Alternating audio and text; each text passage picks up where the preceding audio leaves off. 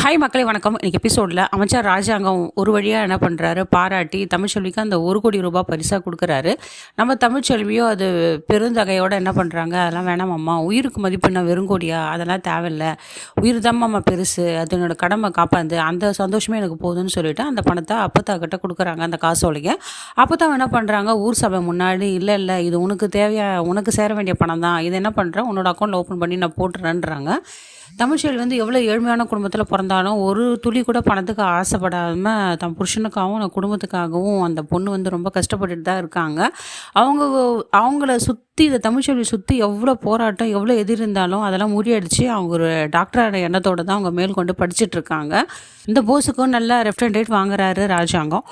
இந்த காவியா பொண்ணு கொஞ்சம் கூட அறிவு இல்லைங்க. பெரிய சுதந்திர போராட்ட தியாகி மாதிரி என்ன பண்ணுறா, அவன் பண்ண தப்பெல்லாம் மறைச்சிட்டு நான் அவனை கல்யாணம் பண்ணிக்கிறேன்றா. அவனை கல்யாணம் பண்ணி திருத்த போகிறாளாம். ஏற்கனவே அவன் கல்யாணம் ஆனவன்.